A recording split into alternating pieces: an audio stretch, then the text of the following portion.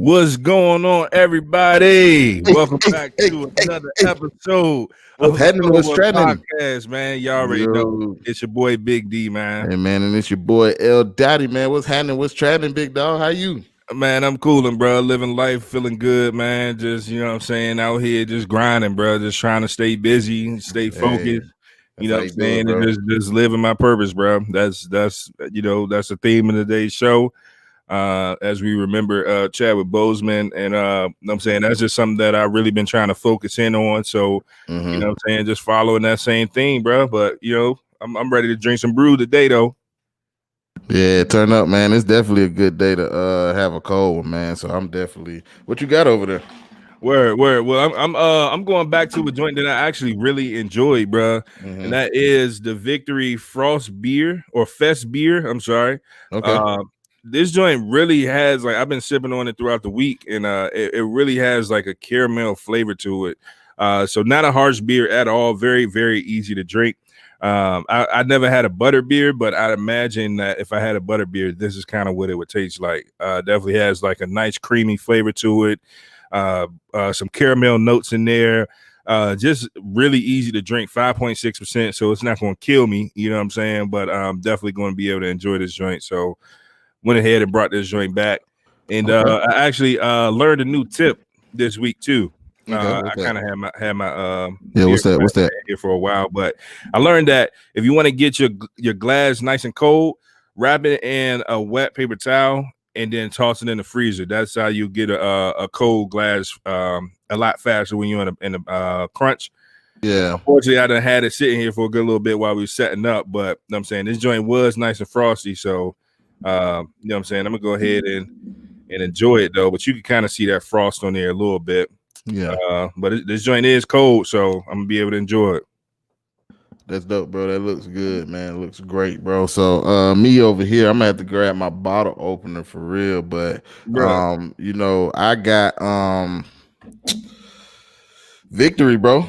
Check me out. Hey, yes, I'm sir. with Victory too today. It's not the one you got, but I have the Twisted Monkey. You know, we definitely had the Sour Monkey. We had the Golden Monkey. Out of all of the monkeys, man, the Golden one is definitely not it's not my favorite one. I'm definitely a huge fan, as y'all have seen previously, of the Sour Monkey. But I'm definitely excited to taste this Twisted Monkey, man. It's a Belgian style blonde ale, 5.8% ABV with blonde ale with mango. Ooh, that shit sound good. Hey, I ain't seen that one though, bro. That sound like some exclusive shit right there. Hey, it's exclusive right here, man. Hey, word. Shit. We letting them know. Word. That's what's up, bro. Hey, I ain't gonna tell the people too much, you know what I'm saying, but we just got some great news recently, bro. Oh yeah. And, you know what I'm saying? I know that news you're talking about. Word, yeah, we got some great news. So we got some exclusive shit coming for y'all, man. I mean, exclusive. Damn, son, where'd you find this? So yeah, so we definitely feeling really, really good about it. So y'all stay tuned within the next 2 weeks or so. Woo. Damn, I must not. I know that, Chief. I guess I ain't supposed to talk about it yet. Yeah, goddamn, shut the fuck up. Hey, the Lord said, shut up. Hey, shut up. You saying too much. You ain't gonna say. I ain't gonna say nothing and saying everything. My bad. Boy, shut up, man. Got to get caught a gnat in your mouth. Word. Hey, bro, I swear I've been over here looking for my bottle opener for like the last 5 minutes. So I swear, bro, we be on the same shit. Whoa.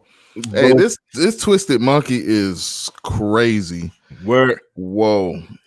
Is it like a really, really mango fruity flavor? So the aftertaste of the mango is what it makes it taste like a real mango. Like it tastes like real mango extract in this shit. You know what I'm saying? It tastes, and then when you first taste it, it's definitely light. You know what I'm saying? Oh my goodness. That's some I don't even know what it is, man. That mango is definitely kicking. We might have to reach out to Victory, see what they put up in this thing, because I can't even really explain it, bro. It's so damn. Hold on, I'm gonna take another taste. It's so smooth and Look, creamy. Bro about to finish the whole bottle. You get that creamy feel of the ale. You know what I'm saying? I should. Damn, man. I might need a cup. Never mind. I'm good. But the creaminess of the ale is definitely what you feel. It has a clean. This is what I would say. If it was a mix, this is what I would suggest. If it was a mix between the golden monkey and the sour monkey minus the sour. And they definitely brought out the fruit, the mango in this drink, bro. It's definitely drinkable. I definitely recommend it. Especially if it's in the summertime, bro. Oh man, I got one in the fridge for you, bro. I'm gonna have to bring you one. Word. Hey, that's what's up, bro. Hey, well, shout out to Victory. Hey, whoa. They make my favorite brew right definitely now. Refreshing. You know what I'm saying? But lately I've been drinking a lot of Sycamore brews. But Victory is definitely probably my top favorite with that Victory Sour Monkey. So there it is right there. The hops they got Tetanang hops in there. That has to be what I'm tasting. And it definitely have a Pilsner malt to it. And hey, this is dope. I fuck with this. If you haven't tried the Victory Twisted, I say Victory. The Victory. The Twisted Monkey got your tongue tied. Goddamn, fucking with me. Hey, nah, but that Victory Twisted Monkey, man, is definitely one to try, man. Go give it a shot. Word. That's what's up, bro. That's what's up. Well, yeah, man. So, hey, shout out to everybody that's tuning in. Make sure y'all check in down below in the comments so we can give you your shout outs. You know what I'm saying? Yeah. As always, we appreciate y'all tuning in. You know what I'm saying? Each and every episode. You know what I'm saying? Y'all are so loyal, so kind. Yeah. Y'all could have been anywhere in this realm of virtual. Anywhere. But you decided to be here with us, and we appreciate it. We thank you. Word, definitely. So, real quick, while y'all are tuned in, make sure that you are subscribed and make sure you hit the notification bell. So every time we go live, you guys already have the link. You don't got to ask me for it. Don't have to ask Larry for it. You'll just know where it is. I'm saying, and it'll just pop up right to your phone, on your laptop, whatever. So, bro, it's been tough, bro. It's been a tough week. You know what I'm saying? We got some bad news, man. And we lost a really good person, bro. A really good person, a hero in the Black community, somebody that has done a ton of work, has always had the mindset of advancing Black people, and just a true humanitarian, a true hero, a true person that was for the Black community. Everybody knows him. You know what I'm saying? And it started even before him being involved in Marvel films and stuff like that. So I just want to, take a moment to remember Chadwick Boseman, and use today's episode to see if we can gain inspiration from the way that he did live his life and also celebrate his life. Because it's definitely definitely tough, bro. It's tough. A lot of people taking it hard, man, and rightfully so. You know what I'm saying? He played in the movie Jackie Robinson. Definitely, he played a lot of prominent figures in the Black community, historical prominent figures within the Black community, and he definitely did leave a stain on the Black community as far as especially now knowing what he was going through during the time. Being able to persevere through everything that was, against him. Right. Exactly, bro. So definitely big shout out to Chadwick Boseman, man. And if y'all don't mind, we just going to take 10 seconds just to have a moment of silence in his honor.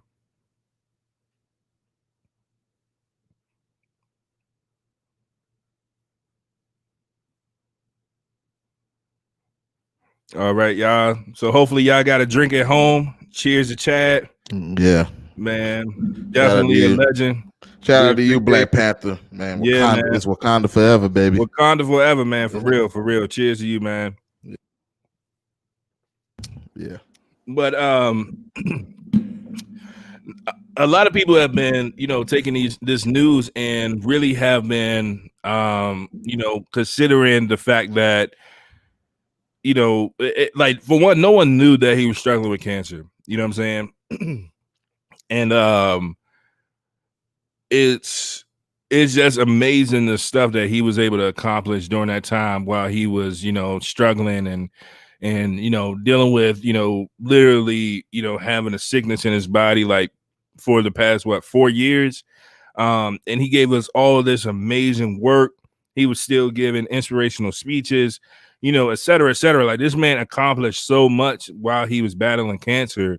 Um, so some people have kind of taken it as, well, look what look what Chadwick did. You know what I'm saying? He accomplished, all of this stuff, all while having cancer. So it's no excuse for you. You know what I'm saying? So we wanted to pose the question to y'all. You know what I'm saying? When it comes to living out your passion, you know what I'm saying, like Chadwick Boseman did, is there truly do we adopt that mentality of no excuses? Do y'all feel as though it's appropriate to use him as an example of why, there's no excuses for everyone else? And just, overall, what are your thoughts in regards to, the phenomenal work that he did and, in the last 4 years of his life? So y'all comment below, let us know what y'all think. And, bro, what you thinking, bro? Yeah, I'm gonna keep it real, bro. I feel like he shouldn't be the reason why you're saying no excuses, because you should have been saying that before you even found out what happened to Chad. So I feel like unless you're really out there, you know what I'm saying, living that no excuses life, like really pushing to make shit happen in your life, you don't really have the right to use him as that example, because you're still making excuses. How can somebody still making excuses say no excuses? You know what I'm saying? And I'm not perfect by any means, but I do push hard every day to, get the excuses out of my life. And I've done a damn good job of doing it thus far. You know what I'm saying? And I'm pushing every day to make that so I'm not going to use him. He is an example though. I can't sit and as somebody who's inspiring to do the things that I'm doing and actually doing the things that I'm doing, I can't not say that. I can't not use it as an example, bro. And it's an example for so many reasons. For so many reasons. All the things everything that he was going through. And, we talked about the other day, was it preference or was it, people exerting their negative energy, right? Excuse me. People exerted their negative energy towards him because he lost weight. Instead of reaching out to him in a compassionate way, like really concerned about him, you know what I'm saying? People made a spectacle of it, you know what I'm saying? And then when he passed, now everybody's all, no excuses. Look at what he did. You know what I'm saying? But we was just talking about him. You know what I'm saying? And that's my thing. It's hard to because you have to. It's unfortunately, we don't really understand a lot of lessons until people pass away. Sometimes that's the only way people are really going to understand that life is truly short, and in order for you to accomplish your goals, you have to live by no excuses, and you have to set up things that'll get the excuses because I remember, bro, I had to get the loopholes out of my life, bro. And the loopholes were the things that I could do knowing how to get out of something that I know I should be doing, but kind of just like, fuck it, I didn't want to do it that day, right? And the loophole would be like, for me working out, a loophole would be, knowing that, hey, let me call you in the morning when I wake up, knowing that I'm wake up tired of shit and don't call, and knowing that, what I'm saying, person I'm supposed to work out with ain't gonna call me. So, what I'm saying, if I don't call them, they don't call me. We ain't gotta go type shit. You know what I'm saying? That's getting the loopholes out of my life. So I made it to where somebody, you come find me if I don't call you by this time, and I've been getting up, you know what I'm saying? Like, doing what I need to do because it's something I'm on myself about, bro. I make excuses in my life, and I'm working every day to get those excuses out of my life, because a lot of great things have been happening for me since I've been working more towards less excuses and more results. You know what I'm saying? I'm a results type of guy, and I'm out here in the field. I'm in the paint right now, and I'm working into my shit. But I guarantee you, bro, by the end of next year, I will not be working in nothing. Everything will be looking at from my phone, bro. I guarantee you that shit. Word. That's what's up, bro. So it kind of makes me wonder, like, is there ever a time where, I guess, quote unquote, excuses are acceptable? Because like we both, you know what I'm saying, players, various organizations. So we learned, you know what I'm saying, the basic principle that excuses are tools of the incompetent. You know what I'm saying? And I'm sure that many of y'all, you probably heard that at some point throughout your life. But it also, I think that we also have to be mindful of the fact that there are various things that impact, you know what I'm saying, each of our lives in various ways. Like for example, with Chadwick's, you know what I'm saying, his sickness, you know what I'm saying, he literally was living with cancer. And on one end, it's very inspirational that, he continued to work, and I'm saying really allow his passion to keep him driving, you know what I'm saying, and continue to contribute to the arts, to the communities, to the world, you know what I'm saying, by sharing his gift and his passion. That's very inspirational. But had he just chosen to try to take as much rest as he could and, find peace, you know what I'm saying, in an alternative way besides, making movies, because I'm sure, making the movies was probably peaceful for him. But if he chose something else, you know what I'm saying, if he chose to quit acting and just relax, is that being an excuse at that point? Or is it like truly understandable? And then I guess, how do we get to the point where we differentiate between like a legitimate reason, I guess you can call it, as opposed to an excuse? Man, this is just my perspective, bro. And this is how I look at it. And like, if you are making excuses in your life, who are you to say anything to anybody else, bro? Who are you to say anything to anybody else?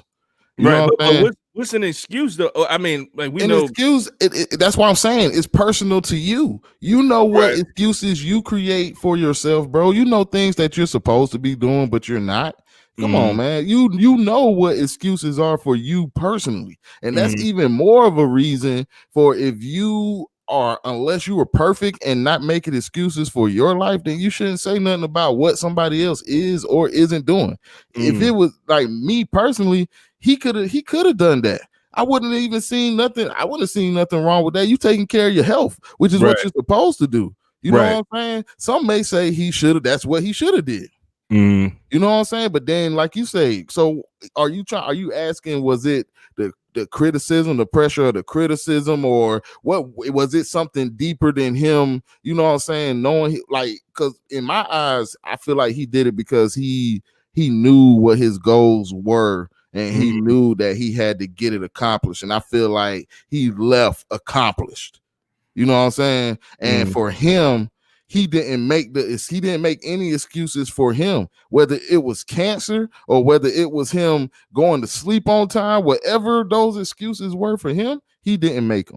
You know what I'm saying? And that's for him. So whoever got anything to say about anybody's life or goals or dreams, you don't really know it unless you in it with them, bro.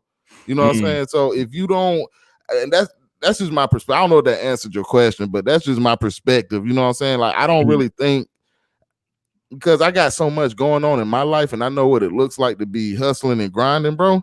Like, because I know what that looks like, I don't have the time to worry about somebody else's hustle or excuse or non-excuse factor unless it has an immediate impact on what I'm trying to do. Like the podcast, I would have to be on you if we was fucking up on it. You know what I'm saying? Like when my business, I would have to be on whoever I'm working with if we were not doing things that needed to be done. So where in that do you see time for me to even have the time to really criticize somebody without and know their full story?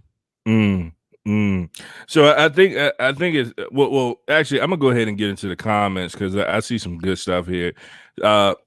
So first, shout out to everybody that's tuned in. Pretty boy, as always. Hey, Pretty boy got like perfect attendance out this motherfucker. Yeah, bro. Hey, like, man, shout out. We're gonna have to do something for Pretty Boy. We're gonna have to get him a case or word. something. Yeah, because bro be here like the first one comment every episode, every time, bro. It Hey, never shout out to fails. you, Pretty boy. Hey, You are definitely a cold one regular. Word. Shout out to Shannon checking in. We appreciate you. Much love, love. Yeah. What's up, Shannon? Did stop by a little early. I think she might have headed back out. What's up?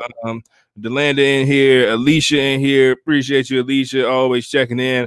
All love. You know what I'm saying, and y'all continue to check in down below if y'all want us to post your Instagram or anything, so you get a couple followers and stuff. You know what I'm saying? Definitely post that down below so we can get that over to you. Yeah. And as always, we are streaming live to Facebook, Twitter, and YouTube. Baby. So we want everybody to make sure that you head over to YouTube to subscribe to a Code One podcast. Make sure you are subscribing on YouTube, so you know what I'm saying, you can stay in the know. And then hit the little notification bell too, the little ding, you know, right. when you know, ding. Shit, you know it. You know what I'm saying? The dinger. Hit the dinger. Yeah, hit the little the ding joint. You know what I'm saying? But first, I'm gonna go ahead and put this one up. So Alicia says, "Rest in heaven, Chadwick. He gave us all something we never had before. He continued to only do things that uplifted who we are as people. Truly, that's real. That's real. That's definitely facts.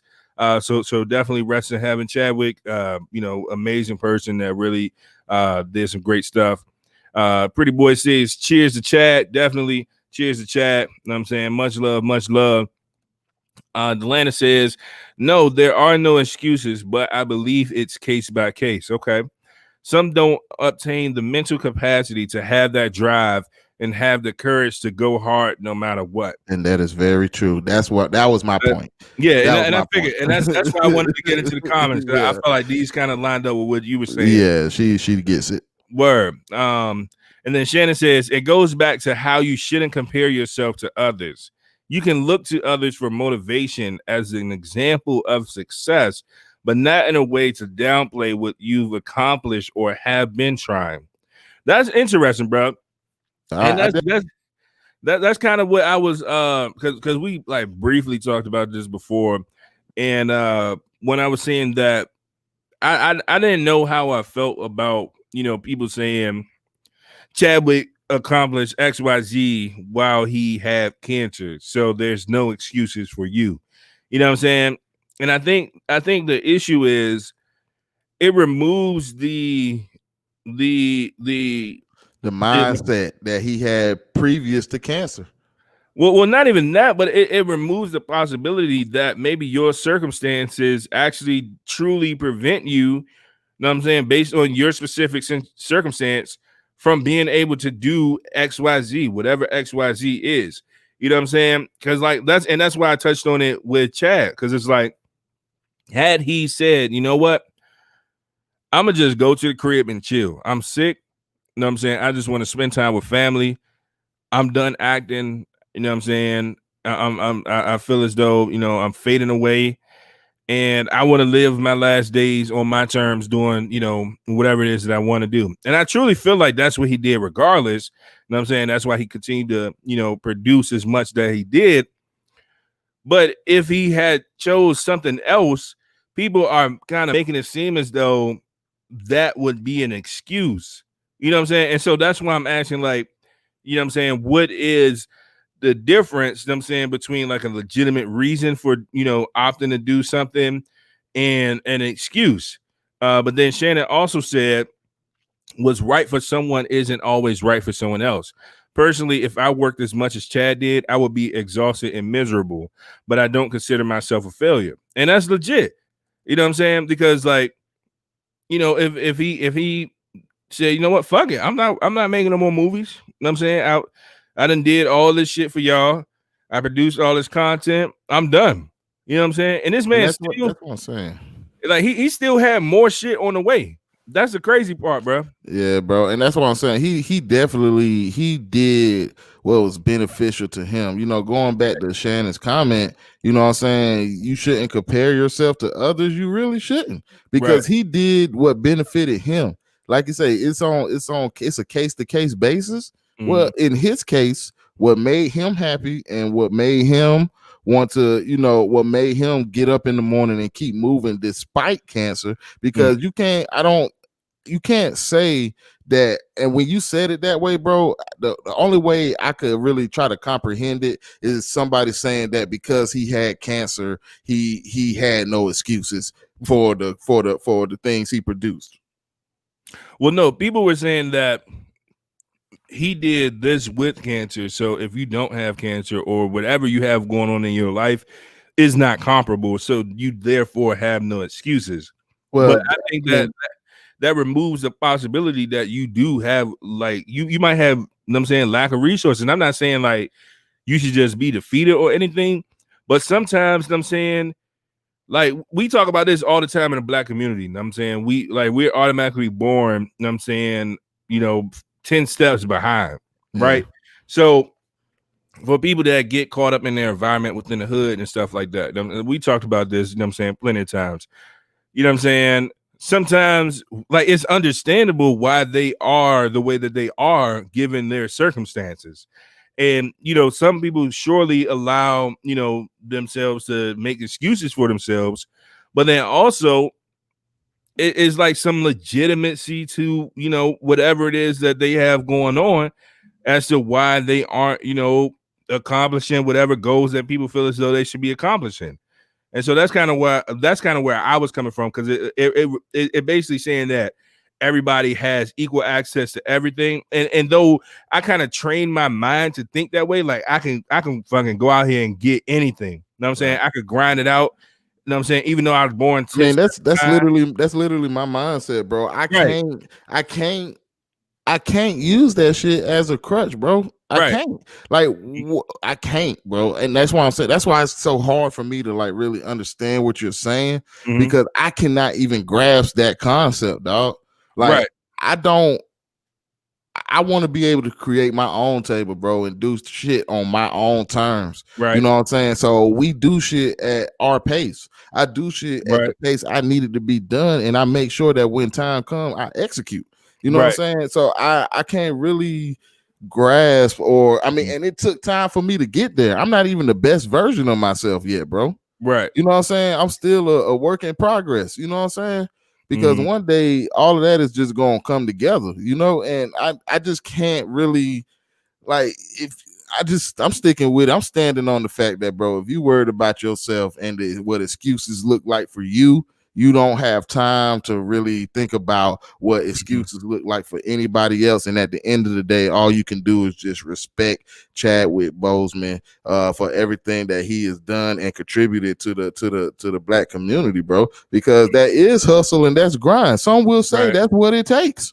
Right. That's what it takes. You got to give it your very last in Mm-hmm. order. And my man ET, I say it all the time, man. My man ET say, man, in order everybody wants to be a beast until it's time to do what beast do, bro. Mm-hmm. That's what a beast. That was a beast. He Word. laid it all on the line, bro. Mm-hmm. And a lot of people ain't even willing to lay a little bit on the line for their goals and their dreams, bro. Word. That's And real. if you were dreamless, losing ass motherfucker who want to make excuses for the rest of your life, better get the fuck out my way, because I'm running niggas like that over, bro. And I ain't playing, nigga. No motherfucking games. No excuses. Yeah. Word. That's real. Hey, Shannon just asked a really interesting question. She said, do we really take the time to recognize when we're the best version of ourselves? That's interesting, because I honestly, I feel like the point I'm at in life now is a huge improvement over anything else that, you know what I'm saying, that I've been in the past. But I also realized where I slacked off in certain areas of my life as well. So overall, I'm happy. I love the fuck out of myself, like, currently, and I wouldn't want to be anybody else. But I'm also always looking forward to another improvement. So when you say that, I'm not sure that I actually, I don't know. Like, No, I this is what I think about it. This is why do we really take the time to recognize when we're the best version of ourselves? I recognize that right now in this point in time, I am the best version of myself right now in this point in time. But this version of myself is nowhere near what I see in the future. You know what I'm saying? And that's what I keep reaching for. I'm not satisfied here. You know what I'm saying? I'm still uncomfortable. You know what I'm saying? Right here. I'm still hungry right here. You know what I'm saying? Right. And I feel like I do a lot more of patting myself on the back when good shit happens. You know what I'm saying? And recognizing where I am. I do a lot more of that now. You know, but at the same time, I don't want to take that and get satisfied.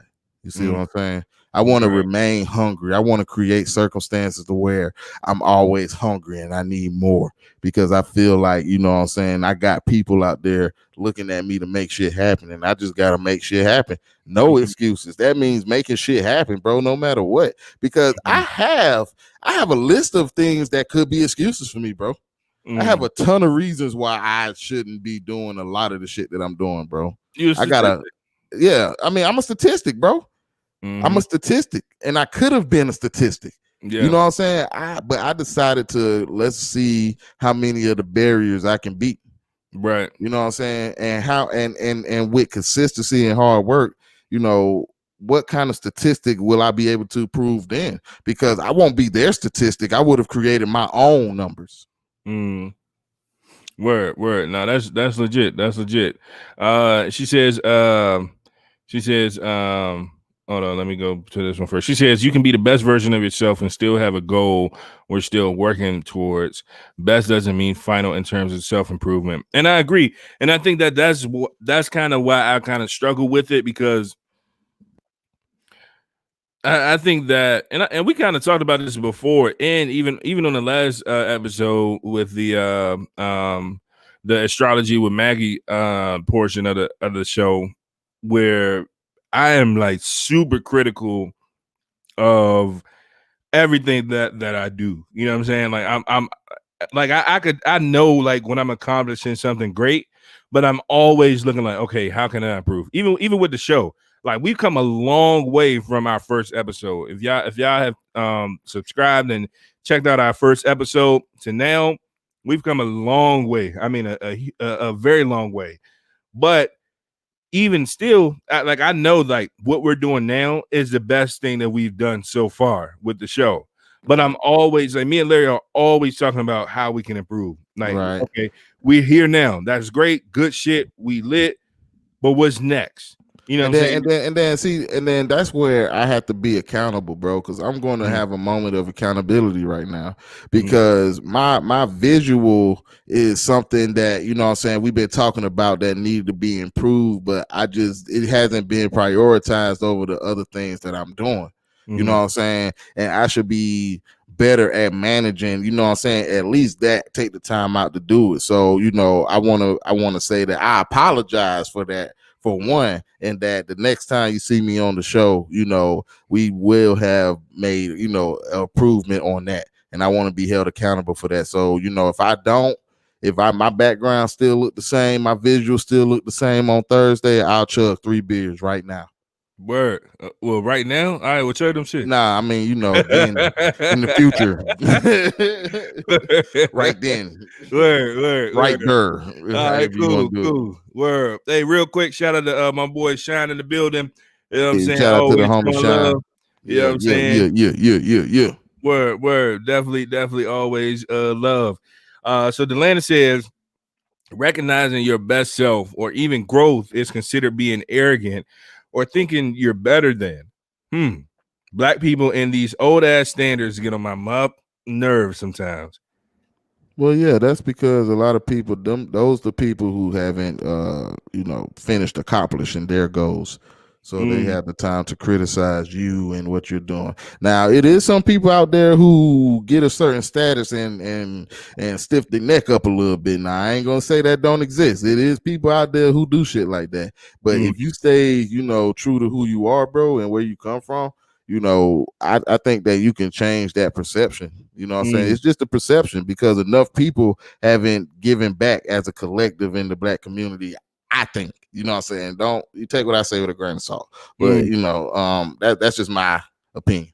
Word. And I think we might have to do a topic like that, comparing confidence to arrogance down the road. I think that might be a good show. But I definitely agree with Delanda though. Because I do see how it can be confidence, but it can also be arrogance, depending on how you present it to the people. You know what I'm saying? Because I can say, man, God really done blessed me. I done manifested things, whatever you believe in. You know what I'm saying? I'm so happy, thankful. You know what I'm saying? Proud of myself. I feel like all of those things are great, but I feel like once you start tiptoeing into you bitches could never. Y'all motherfuckers is broke. I'm getting the motherfucking bag. You broke motherfuckers, know what I'm saying? I'm getting this fucking cheese out of that's fucked up. You know what I'm saying? Like, I feel like up. at that point, it's definitely arrogance. You know what I'm saying? And I do want to kind of unpack that a little bit more. So I don't know how you feel, bro, but I think that'll be a good topic to kind of dive into. Yeah, that's the people who forget where they come from type situation. You know what I'm saying? Right. Definitely. But one thing that I did want to touch on in reference to Chadwick is you kind of touched on it a little while ago. But when it comes to Chadwick, we know that a lot of people were, because he was, you know what I'm saying, showing physical signs of his sickness. You know what I'm saying? He had started losing weight. And people were cracking jokes, you know what I'm saying he looked like he was on drugs and he was looking terrible, this, that, and the third. And my question is, do we change up after someone passes away? You know what I'm saying? Because I feel as though, well, of course we do. Yeah, like honestly, I mean, yeah, we when somebody pass away, we definitely start coughing, please. As to why, or we were always on their side. Word. Yeah, I feel like the same people that was just talking shit about his weight and stuff are now like super apologetic. Oh, of course, because of course. And I honestly, I feel like, and we kind of mentioned this before on the show.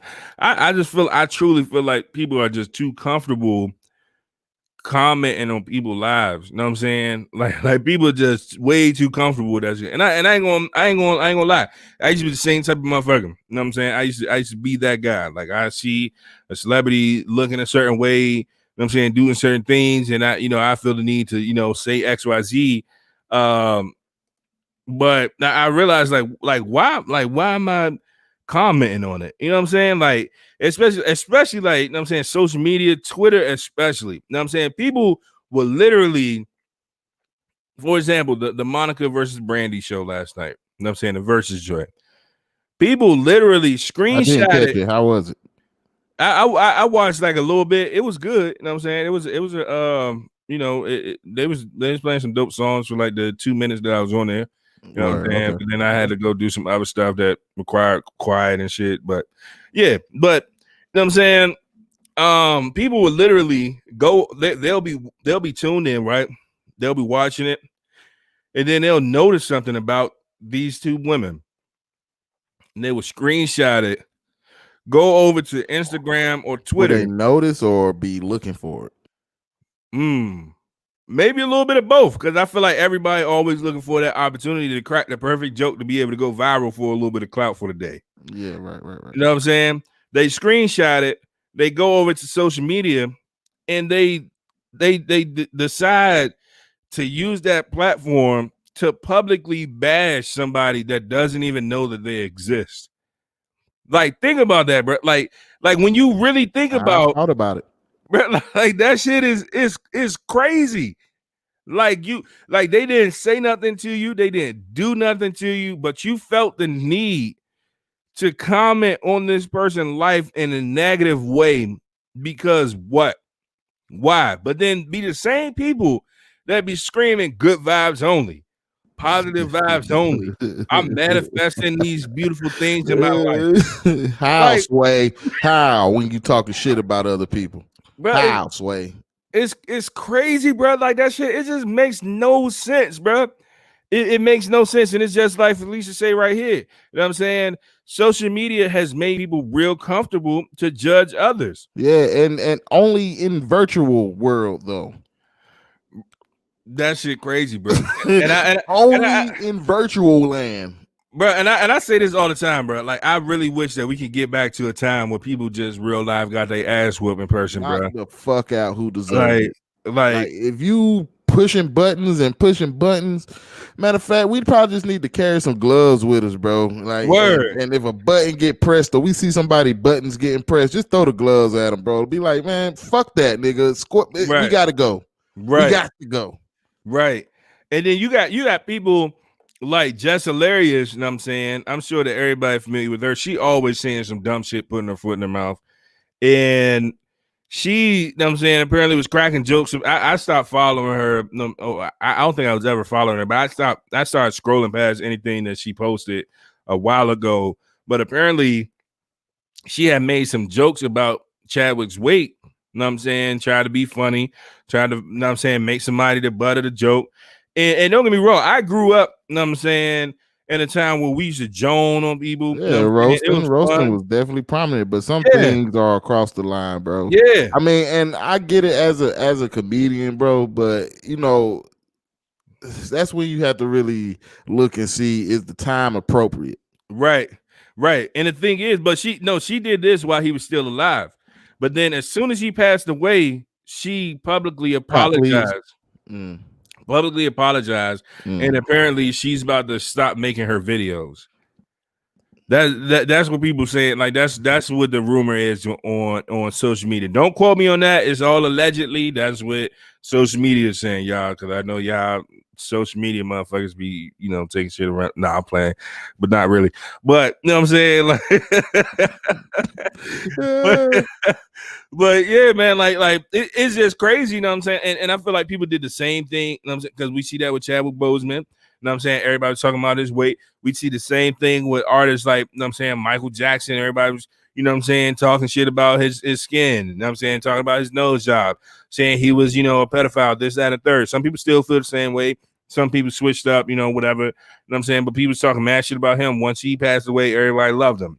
Same thing with artists like Prince. Everybody was saying he was gay. You know what I'm saying? He too feminine, this, that, and third. As soon as he passed away, everybody loved him. He's a legend, this, that, and third. And so it's like, and of course, people are like, man, it's just jokes. Y'all too serious. But at the same time, if it's just jokes, then why are you apologizing for it? You know what I'm saying? Like, clearly something within you made you realize, damn, I should have been talking shit about this person.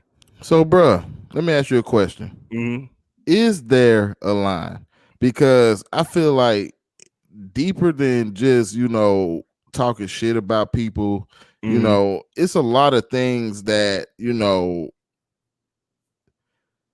I think that questions morality sometimes. You know what I'm saying? Oh yeah, absolutely. And when it comes to morality of things, is there a line? Is there a line that cannot be crossed in when it comes to creating content or when it comes to being in the social world? Does it not count when you're on social media?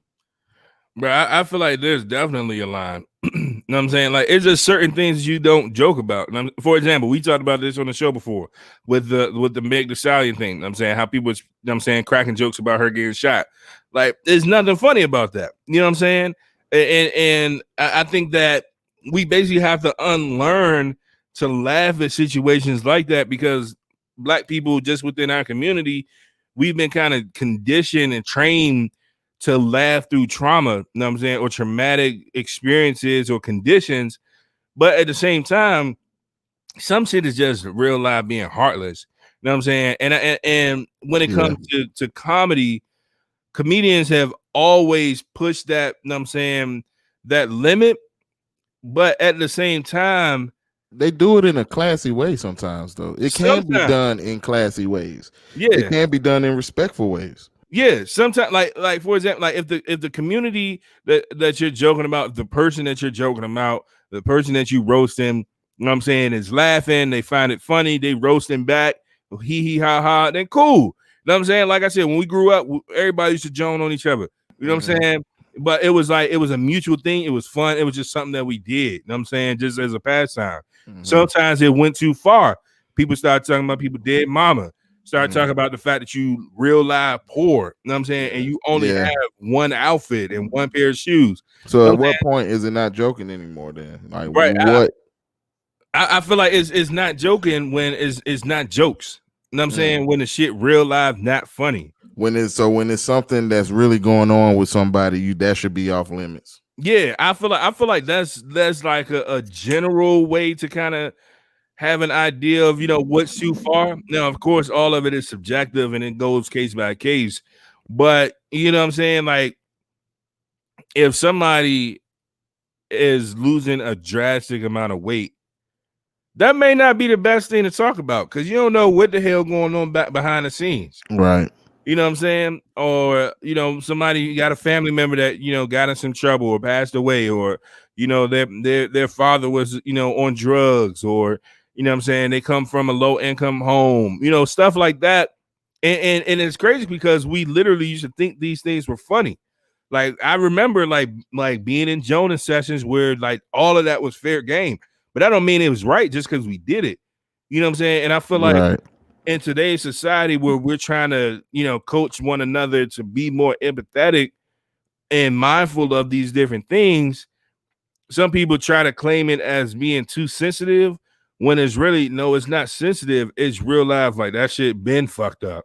You know what I'm saying? And that shit probably got people fucked up in their adulthood, and we just trying to correct it now. You know what I'm saying? Like, we crack jokes all the time. You know what I'm saying? Like last week, you know what I'm saying? When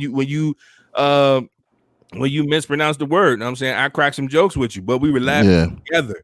You know what I'm saying? But if that was definitely done on purpose. What? That was accurate. Accurate. Yeah, it definitely was done on purpose. You know? Word. You know what I'm saying? But when it's something that's like personal, you know what I'm saying, like something that you real life got going on, like you got a ex drug problem or something, like why would we joke about that? You know what I'm saying? But I think that people do it because they don't want to, because what's going on in their lives ain't funny either. You know what I'm saying? So they, you know, that's how I feel. Like if you got the time to do that, or you really come up with the time to, you know, make personal shots or take personal shots at people, then you got shit going on in your own life that you can't really deal with, you know? Word. No, that's real. That's real. So you should go to these comments, boy. They lit over here. Yep. So Felicia confirmed it. She said she is going to stop making jests with the mess because of this. I think that the jest with the mess was the thing that she had on social media. So I mean, she probably feel dumb. Shine say, I feel like if you post it, you have to realize that all people are entitled to make a comment on it if you put it out there. That's real. That's real. You know what I'm saying? And I think a lot of people forget that. But at the same time, I also think that you got to be mindful of, you know what I'm saying, even though you're commenting on something that somebody posted, you still got to be mindful of, you know what I'm saying, the shit that you say as well. You know what I'm saying? I think in social media, people post things in a way to condescend other people, but then add things within the comment to try to make it seem not condescending. Right. You know what I'm saying? But you know they're condescending and shooting jabs at you, bro. You know you being shady, bro. Come on. You being shady. Like you throwing rocks and hide your hand. Like that's what we call it. Throwing rocks and hide your hand and acting dumb, acting like you don't know why people offended. Right. Like, when you real life just came for somebody and now you trying to act stupid. Yeah, you add words like, you know, sis, or you know, you know how they do. Nah, we know what you saying. We know what you saying. Word. You know what I'm saying? So yeah, I definitely agree. And Delana say, whether you're joking or serious, words have meaning and power, and that's real. And that's my point. And we learned that. My biggest point. We learned that when we were young. You know what I'm saying? Because you could joan all day, but back when we was young, you know what I'm saying, coming up for real, as little chaps. No, they lied to you when you was young because they said words would never hurt you. That's not true. Did say that, but as soon as somebody said your mama, Hey, the words hurt. You was exactly. Yeah, sticks and stones can break your bones, and words that never hurt you. The biggest bullshit they done told, motherfucker. Hey, that was a lie, bro. Because hey, you say something about somebody's mother, like that was. Hey, them were fighting words back then. Now, you know, people laugh it up. Like people say your mama, like it ain't nothing now. But back in the day, like that was like legit disrespect. You know what I'm saying? Yeah, because words are strong, man. They definitely have a way to, you know, tap into the emotional channel of things, you know, by using certain words, certain trigger words, and you know, they definitely do hold a lot of power, especially if you use them in the right way. And you can use that power for either good or bad, for real. I hate to be the old super villain, superhero guy, but for real, you can use the power of words for good, or you can use it to do bad things, which is what a lot of people do in the social media atmosphere, because they don't really get held accountable, and they probably know they ain't gonna meet up with somebody they fuck with like that on a daily basis, so they're comfortable with being in their house typing on their keyboard, knowing that they probably won't run into somebody. But then you never know, because maybe it's your day to run into that motherfucker that you done been talking shit about, and then when something happened to you, we supposed to feel bad for you. You know what I'm saying? But what you want me to do? We see that, bro. We see that shit all the time, bro. And all the time, man. It's all fun and games until you run into that motherfucker. Word. You know what I'm saying? Or what I love to see, because I don't want to incite violence. I don't want to act like I'm encouraging violence or anything like that. All we saying is we came up in a time where a little fist fight ain't never hurt nobody. You know what I'm saying? You get into a fight, you shake hands afterwards, y'all go home, and you live to fight another day. Yeah, we definitely used to time it too, so it wasn't like everybody. We know niggas get tired after a while, so you know, a certain amount of seconds, and if you need to go another one, go another one. Word, you know what I'm saying?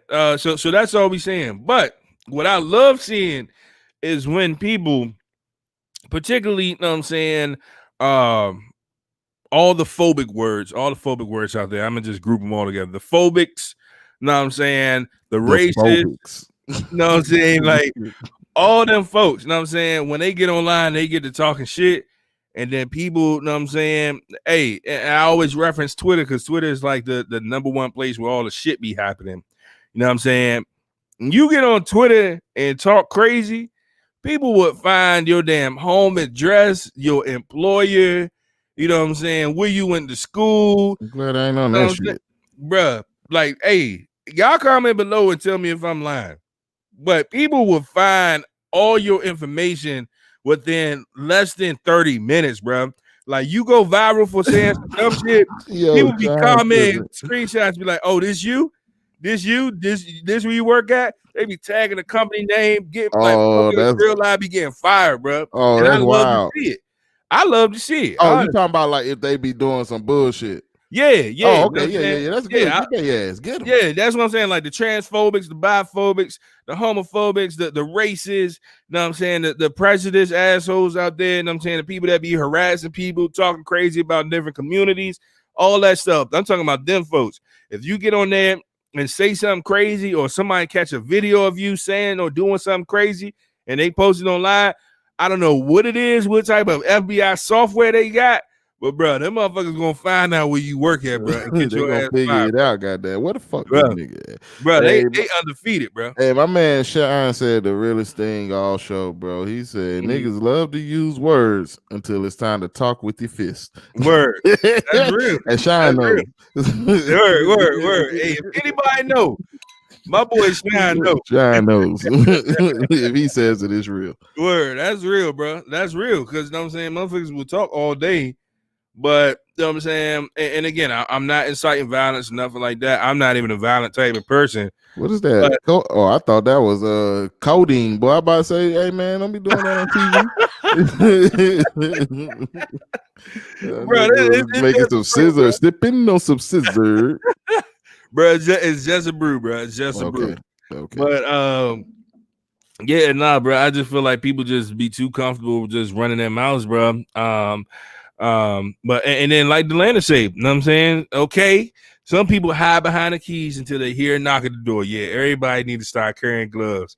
Hey, Delanda with the shit. Okay, Delanda. Yeah, that's what I'm talking about. Delanda. That's how I feel, bro. Word. That's how I be feeling, man. If you Hey. really got a problem like that, yeah, let's handle it. Hey, bro, them gloves used to make men out of boys in the hood, bro. I'm trying to tell you, bro.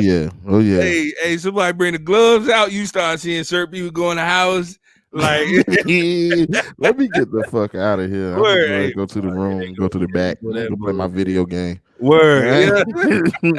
Hey, that was different. Hey, kids these days don't know about that, bro. Nah, cause they don't know boxing. about that. They just boxing online and shit.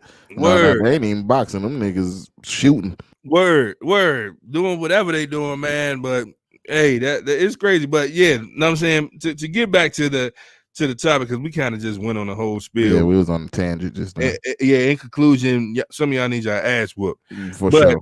You know what I'm saying? I definitely absolutely think that some people change up after someone passes away. And I just feel like, you know what I'm saying, if you was talking shit about a person before they pass, don't try to be their friend afterwards. Nah, don't change it up, man. Go ahead and spit on their grave while you at it. Oh, you wildin'. Nah, I'm not wilding, bro. Because if you got the strength to do it when they don't, switch it up, bro. Keep the same energy. Keep the same energy. I feel you. But spit on their grave though. Hey man, bro. Because so you mean joking about him. Even though they didn't know he had cancer, the fact that he was losing, that's typically a sign of some kind of health condition. You know what I'm saying? So the fact that it happened is joking on him about his weight loss, rapid weight loss is that any better? Hey, he was alive then and saw all that shit. I don't know. Like me personally, I just feel like there's a certain decorum that you should have for the dead, unless that motherfucker, like, you know what I'm saying, killed your family or something. So did some heinous shit. Yeah, you know what I'm saying, like that, like fuck them. You know what I'm saying? I don't really mean nobody go do that, bro. But I was just trying to make I gotta clear that shit up. Yeah, I gotta clear that up because I ain't don't do those shit. That's disrespectful if you do that. You deserve what's coming to you. But I was just making a comparison. Disrespect is disrespect, dog. No, I agree. Dead or alive, yeah. And there are certain, you know what I'm saying, people that do keep that same energy. I think it was a rapper. I want to say it was Boosie, where he had said something about somebody. It was like another rapper or something, and he said I guess they had beef when they was when the dude was alive, and Boosie basically still kept that same energy. Like he said, something to the effect of I ain't gonna say I'm happy he did or something like that, but he still was a fuck boy or something to that effect. I don't know. Y'all go look it up on YouTube. It's probably somewhere out there. I mean, I think that there's still that, even if y'all had differences and it's something that can't be settled even with death, I think that there's still a certain amount of respect that you should have, for the deceased, bro. Yeah, unless it just depends, bro. It gotta be what calls for disrespect to the dead? Let's start there. I mean, like if you killed somebody in my family, you know what I'm saying, or anybody I care for, you know what I'm saying, or if you shot up a school, you know what I'm saying, like for example, like take George Zimmerman for example. Fuck him. If he died today, fuck him. Hey, look, I feel that, dog. I'm not talking about shit like that because those are givens. That's why I said it depends. You know what I'm saying? Yeah, I wasn't thinking about that. Those are givens. Like, certain people you like, all right. Yeah, but you know what I'm saying? Like, hey. Yeah, but if it's just like somebody like you just got regular beef with, you know what I'm saying? Like you don't fuck with them, you know what I'm saying? Then yeah, like be respectful, you know what I'm saying? Like y'all just got an argument over a spades game or some shit like that. Yeah. You know what I'm saying? Hey, drop that shit. Be respectful, you know what I'm saying? Yeah, somebody just stepped on your shoes or something, man. You can let that go. Unless toothbrush or some comment. Say that. Bro, you remember that when motherfuckers stepped on your J's? It was like, boy, Hey, I ain't gonna hold you. I don't think I ever had no J's. I ain't never owned a pair of J's. I'm whack. Yeah. No, actually, I had one pair of J's, but they was used and they was from my man. I had some hand me down J's too. Yeah, it ain't even had no insoles in them, bro. Like I was just walking on the actual inside of the shoe. Yeah, the closest thing that I had to J's that I bought was Shaq's. Word. Hey, bro. Hey. Look, I used to wear Shaq's, bro. I used to wear Shaq's. Used to be fire, dog. Hey, bro. You know what I'm saying? If he had the one, if he put a little extra color with him, you know what I'm saying? Yeah, you know what I'm saying, bro. I had a couple pairs of the Shaq's, bro. I had Shaq's. I had British Knights. British Knights with Shaq's. No. British Knights was just a different British Knight. Yeah, low end. You couldn't wear those around my school without fighting. Word, yeah, I heard after I got the shoes, I was like, fuck it. Like, shit, my mother already bought these jokes out of clean. So I'll be fighting every day in this motherfucker. Word. She ain't buy me no more. She told me not to get them dirty too. So yo. But bro, I swear I used to have a what's the name? The Shaqs that look like the Air Forces. And the Shaq Force Ones. Yeah, and I used to try to pull the my Dunk Force One. Yeah, I tried to make my pants baggy at the bottom. Yeah, so it can cover up the sign a little bit and make it look like a Nike a little bit. Yeah, they just see the toe. But then goddamn, my mom, she ain't never buy my clothes like super big. She was like, those too baggy. You need to pull them up. See what you saying. You know what I'm saying? So my joints is like on the borderline of being high waters. Everybody wear high waters now, but back then, like you wanted your shit baggy. Man, I sit down, them joints rise up. Yeah. Goddamn, see my goddamn 3-year-old socks, them joints beige as hell. It's like the whole school just stops. Word, motherfucker, like, nigga, what the boy, I'm about to get your ass. Bro. You got on the Dunk Force One. Hey, bro.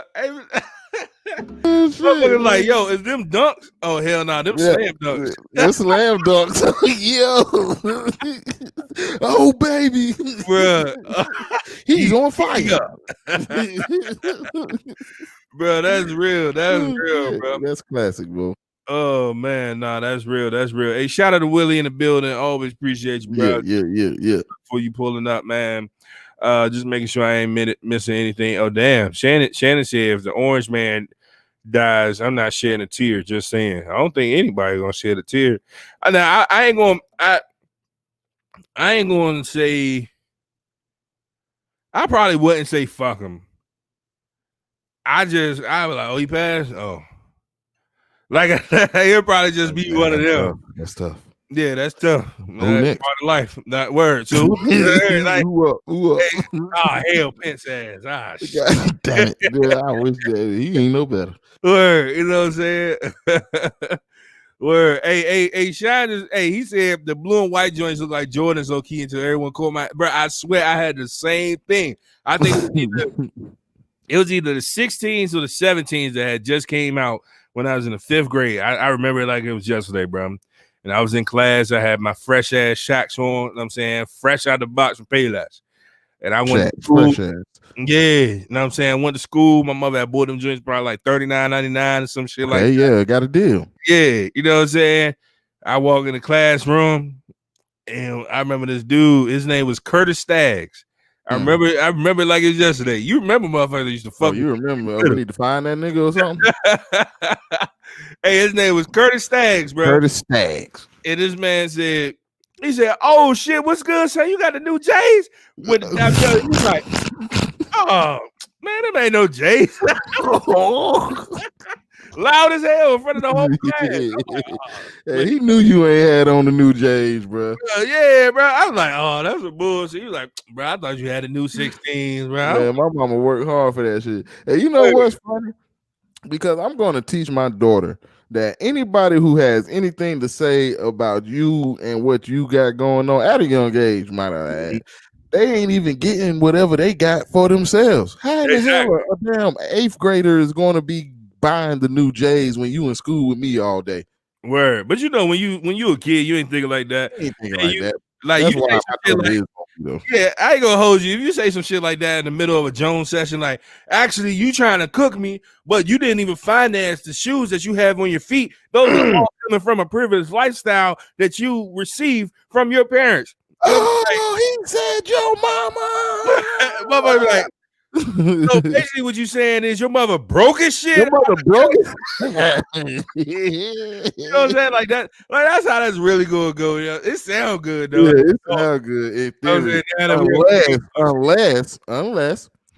Unless you that young and you got a dope ass dad like me, you know what I'm saying, who teach you about the things you need to know. And when somebody come to you about your shacks that you wearing, you take out a stack and just smack them with that shit. I'll sign the papers on that one.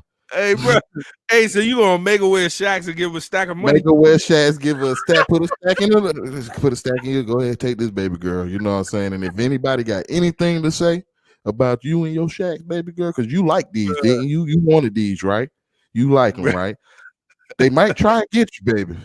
They might try and come at you because Shaq ain't, Jordan, but you like them, and that's all that matters.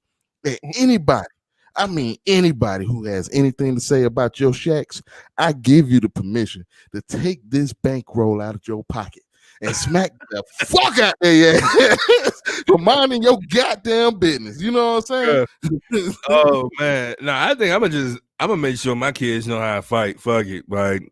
Word. I mean, shit, she gonna know how to fight that. If you do something like that, you're gonna have to expect the hands are gonna be thrown.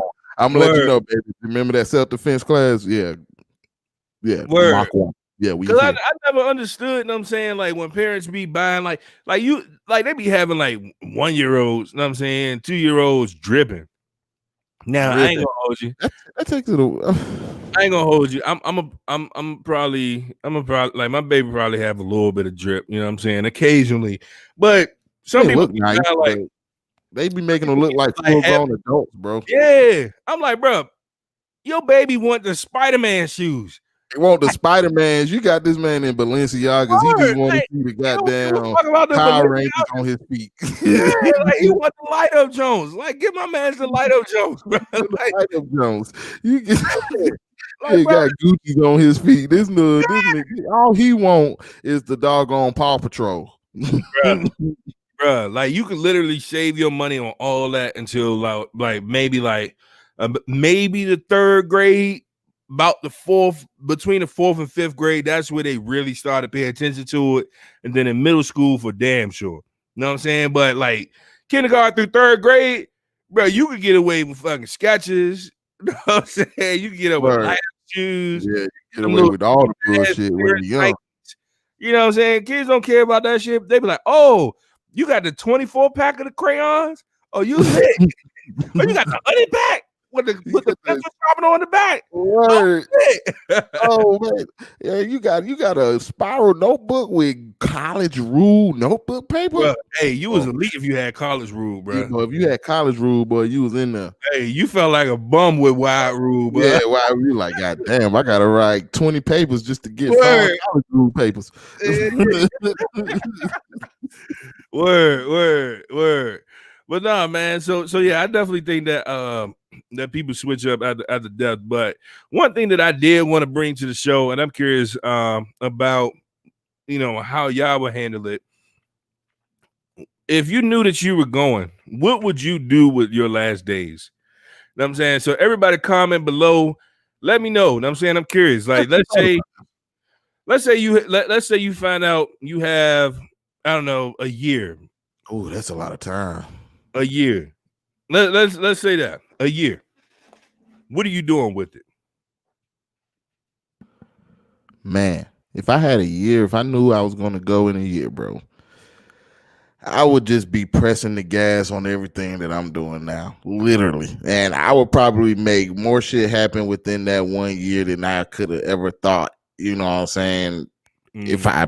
If I knew I had more than that. Like, I would really go into overdrive, bro. I wouldn't focus on nothing else but what I want if I knew I had a year. That's not a lot of time, but that is a lot of time to make some shit happen. Mm-hmm. So I would just grind it out, bro, to the best of my ability. Word. So You don't feel like you'll like spend no crazy money or go anywhere or experience nothing or nothing like that? If I got that, I mean, if I'm thinking about where I am exactly right now, Yeah. I don't have like money to spend for a year and just say fuck it. I have to grind a little bit more to get that money, and I could probably get that shit with that within about 6 months and spend the last 6 months, you know what I'm saying, bossing and shit, setting shit up for my family. Mm. Yeah, that's what I would do. Because Word. I mean, if I'm thinking about from this moment in a year from now, if I'm thinking about that, like realistically, that's what I would do. I would, you know what I'm saying, grind, you know what I'm saying, for the next 6 months, like I never grind before, and goddamn just set everything up, you know what I'm saying, and Mm. you know, enjoy the rest of my time with my family, bro, as much time as I can with them. Word. So I'm gonna hop into a couple of the comments. This one I'm not even going to explain, but we know this is an insider. GB and like a true BG should. No doubt. Right on, my brother. Right on, my brother. Right on. Right. Show you right. Show you nut. Give me something on the black side. Word. Word. All right. So Shannon says she would fly around the world. Where particularly would you go, Shannon? Like, would you like? Are you just quitting your job today and flying around the world, like just traveling for the rest of the year? Like you know, give me some detail. Oh, there she go. She said, "Quit my job for sure, though." She said, "Man, fuck that job." Hey, I don't blame you. I kind of feel you on that. Rhea says, travel to as many countries as possible and spend time with my family. I noticed that women love traveling, bro. They do. They definitely do. They like to get the fuck out of here. Yeah, y'all love going somewhere. Ladies, hop on the show, please. Where y'all be going? Why y'all be going everywhere? Yeah, like sit y'all asses down somewhere. Hey, they said this American shit ghetto. I'm gonna head out. Yeah, I'm fuck this shit. I'm out. Countries. Like we ain't going like state over. We're going countries. Word. Hey, shout out to Pretty Boy. Hey, Willie said it too. You know what I'm saying? The British Knights was tough back in the guy OG status. Yeah, I was hip. So I actually, the thing was, when I was a young buck, and I know I'm getting off topic, I bring it back in, but I do want to talk about this. When I was a young buck, before I realized the not only the power I had, but the shoes that I actually had on my feet, I mistakenly thought that British Knights weren't lit. And then I found out, nah, them shit's actually dope. But my mind was convinced, based on the conditioning from my classmates and my peers, that if my sneakers ain't cost over $100-something, right, then they weren't lit. You know what I'm saying? So my mom's got, only reason I got the British Knights was because they was on sale in Foot Locker. You know what I'm saying? For like around $40. Like for the most part, around like all of my shoes stayed like maybe around $40 until they came out with that best in class deal that we all know, the 2 for $89.99. Oh yeah, boy, you know you about to get. I'm about to get some Adidas. Yeah, you about to get them shell toes. You about to get the black with the white stripe and the white with the black stripe. Oh yeah, cause you're universal. Cause that's it for the year. Word, you know what I'm saying? You got you keep your toothbrush on deck. Oh yeah, toothbrush and comet. Niggas, you know, hit for the toothbrush and comet. Yeah, all that. But you got soak the laces in the bleach though. Yeah, get them things get nice and white. Mm-hmm. But yeah, man. But yeah, so I just didn't know what I had until like some of the people that actually knew some shit. They was like, nah, bro, hey, them shit's actually dope. But I just ain't had no drip back then, so I was just thinking like I was walking around with some bullshit on. So was it with that conditioning, right, from your classmates and stuff? Was it the fact that your shoes wasn't lit, or was it because you don't have no lit shoes, you are not lit? I think it was. Did the shoes make the man, or did the man make the shoes? Is it the shoes? Well, back then, honestly, because we were so young, the shoes made the man until I got to high school. Cause it was this one dude. I remember it like it was yesterday. My man's, and this was by this time I was getting the 2 for $89.99 for Foot Locker. So you know what I'm saying, I was dressing, you know what I'm saying, decent. You know what I'm saying? That was when everybody was wearing like just basic white tees, black tees, know what I'm saying, solid color tees. Tall jump. Yeah, you know what I'm saying? So by this point, I was, you know what I'm saying, I was like, I wasn't fly per se, but I wasn't no bum neither. Like I was decent, you know what I'm saying? And I remember it was this one dude that I went to school with. This dude was like a very, very clean cut dude, always had, you know what I'm saying, a nice haircut. You know what I'm saying, even between haircuts, like he was always brushing his hair. He was well groomed, had a nice waves, you know what I'm saying? You know what I'm saying? His shirts were always ironed, had some nice fitting jeans and stuff like that. But my man's wore the same pair of shoes every single day for that entire school year. It was a white pair of K Swiss. And nobody was really wearing K Swiss, you know what I'm saying, at that time. But this man kept them bitches so clean. Niggas was wearing K Swiss where I'm from. Word, like, bro, in high school, you know what I'm saying, in DC, motherfuckers was not wearing K Swiss. But y'all he had New Balance kids. Yeah, we was wearing New Balance, Nike boots, you know what I'm saying, J's, shit like that. But he had a white pair of K Swiss and he kept them bitches clean. Like I know, like my man's real life, like probably went home every day, goddamn licked his thumb, wiped that bitch off, you know what I'm saying? If he needed to do a clean, got his rag, toothbrush, Comet, bleach, all that. But he was like, you could tell like he didn't have a bunch of different clothes, but because he was so like nobody said shit to him, like he was cool. And it was at that point, just from that one dude, that I realized, well, we really don't gotta have a whole bunch of shit. You just gotta know how to wear your shit and look clean and well presented. You know what I'm saying? And so I wish I could remember bruh's name, but you know what I'm saying, like he was a very well put together dude, and he didn't care too much about, like he wasn't no flashy dude, and you know what I'm saying, the ladies was fucking with him. So the shoes don't make the man. Yeah, but I didn't learn that until 9th grade. You know what I'm saying? And everybody else was still trying to, you know what I'm saying, wear the flyest shit. You know what I'm saying? People were trying to buy Black Label. So when we do things like that, is it for us or are we trying to impress? And if we're trying like what, like buying stuff? Yeah. So if we're getting the most expensive shoes and the most expensive clothes and designer everything, you know what I'm saying? Who is that for?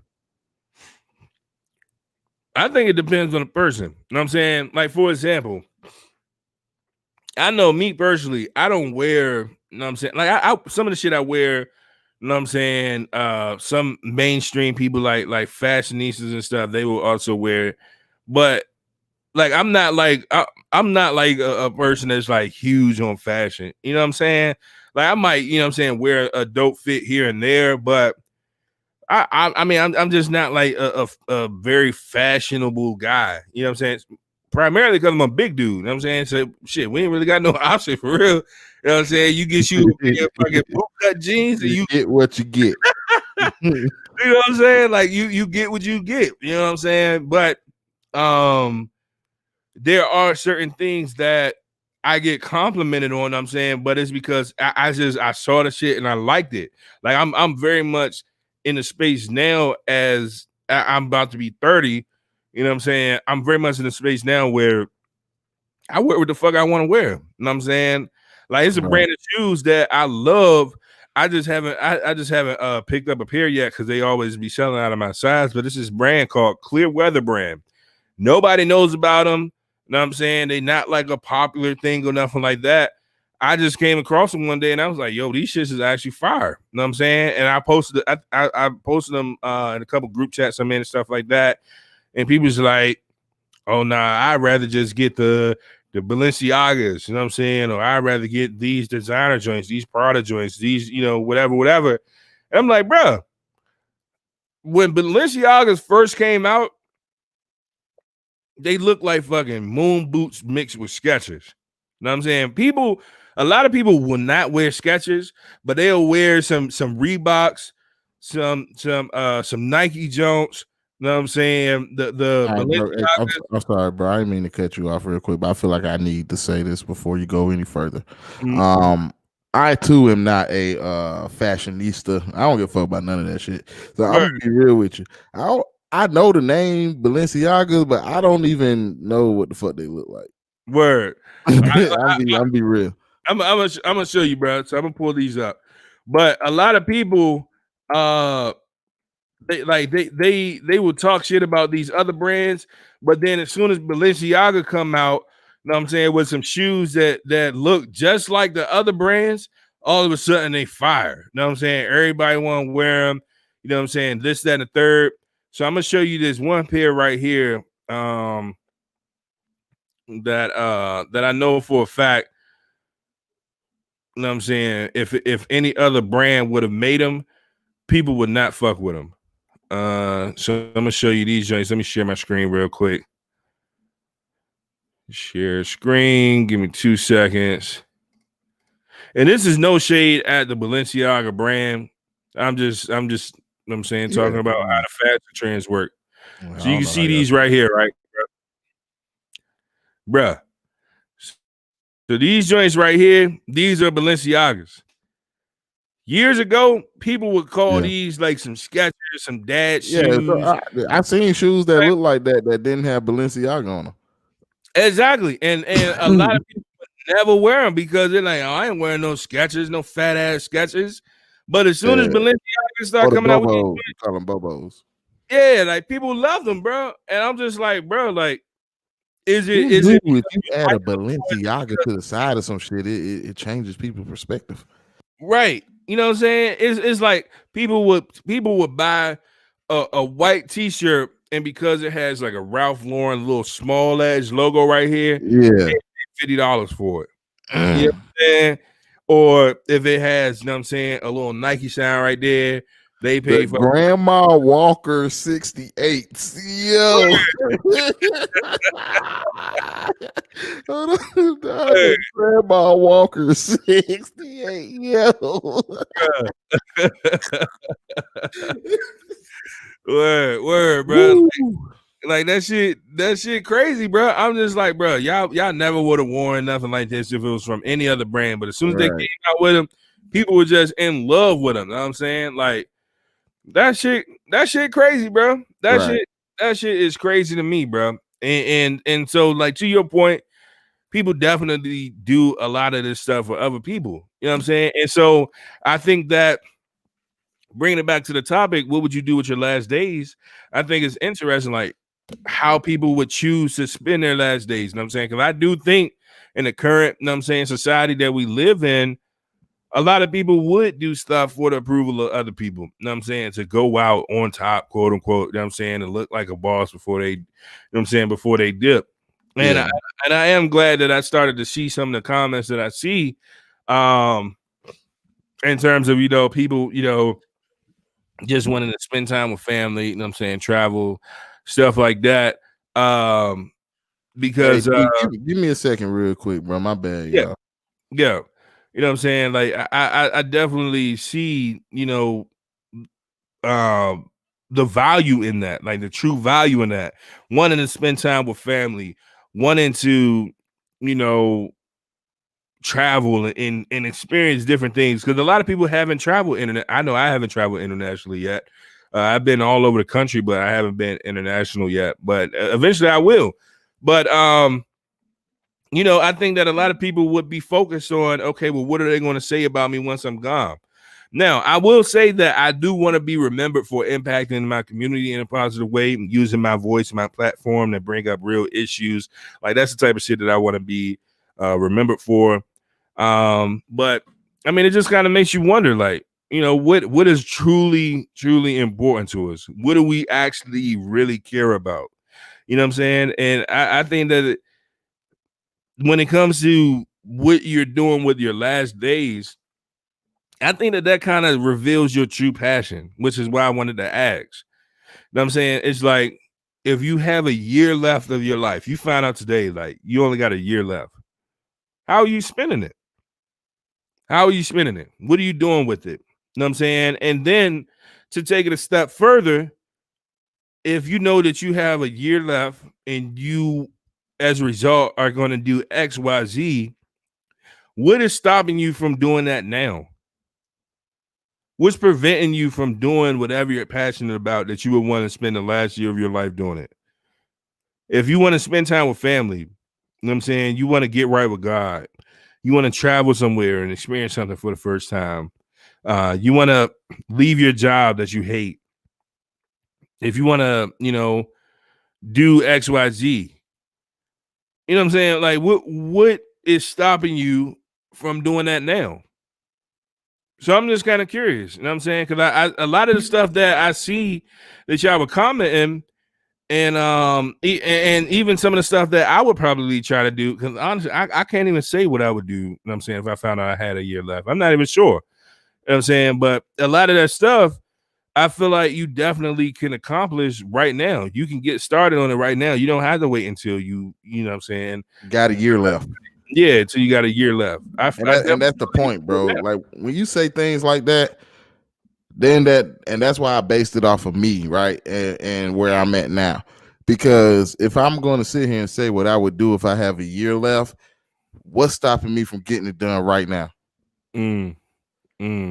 Is it the fact that I know I got a year left that gives me that motivation to do what I need to do? Nah, we need to find that before, because we don't know. We don't know the time nor the day, Bo. Right. So you gotta get it in now. Bro, my mom's always say that, bro. My mom's always say that. Every time I talk to my mom, I love my mom's death. For those who don't know, my mom's is an ordained minister. And I'm not a PK because she wasn't a minister my whole life. She definitely came a long way. But once I started to get older in my older teenage years, we always been heavy in church. We always grew up in church and stuff like that.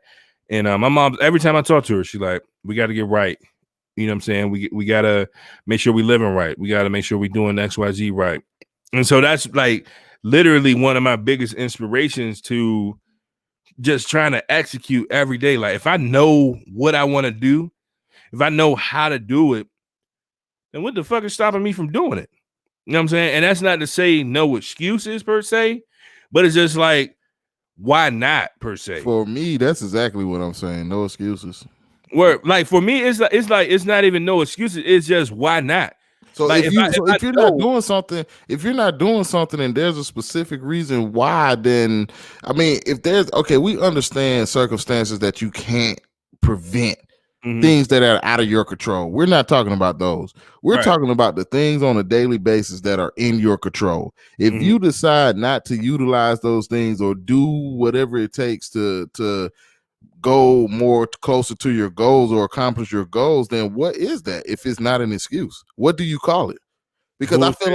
I feel like not claiming it as an excuse or bullshit is giving you a scapegoat to say it's not really an excuse because there's a valid reason that's within my I could change it. You know what I'm saying? I have control over it. I can control it. So that valid reason that I'm able to control is preventing me from doing what I need to do. And that's not an excuse, but it is because you can control it.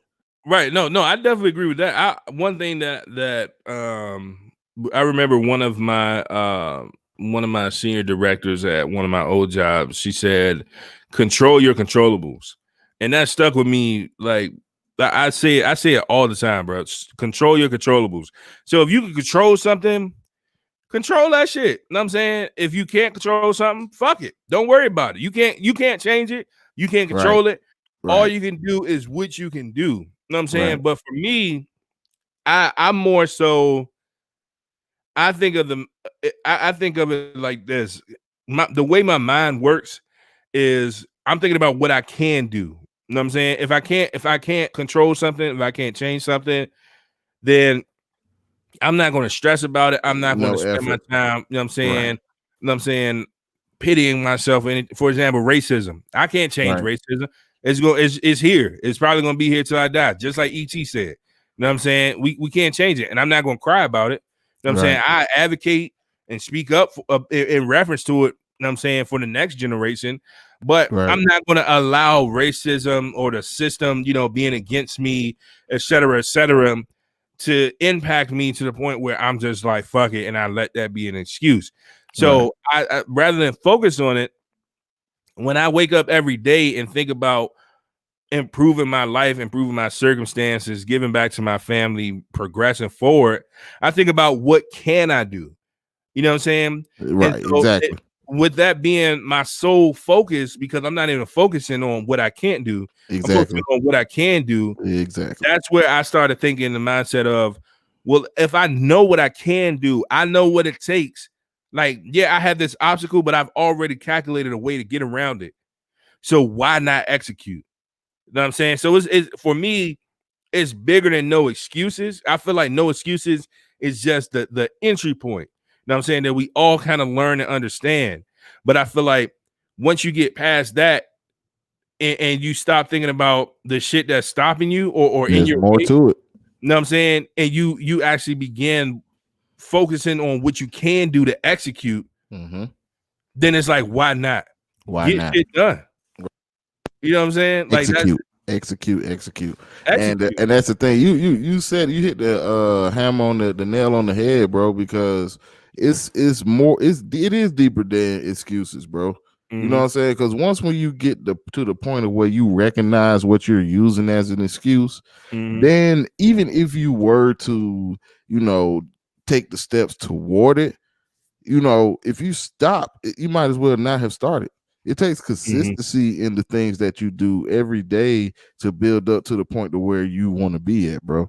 You have to be consistent in the things that you do. You can't just say, okay, I recognize my excuse. I'm going to, do something about it today. And then tomorrow, when circumstances aren't quite as they were yesterday, you decide not to do whatever you're supposed to do in order to, progress that day. But then people will not do things days in a row. You get let those excuses get to them days in a row and feel like I should just go ahead and quit. I'm not doing it anyway. They don't gotten into that cycle. But even if you don't do things, or you don't do things towards your goal for days, the fact that when you pick it back up and start from that point and continuing, that counts. That counts. That counts. Yeah. Even though it's not as consistent as you want it to be at that point, it counts, bro. And it definitely tallies up. Progress. It adds up, bro. Progress is progress, bro. You can never progress if you don't even make the attempt to even better yourself. You know what I'm saying? You cannot excuses, man. They are what they say they are. The tools of the incompetent. If you are using excuses, then you are not competent enough to even see what success looks like. Right.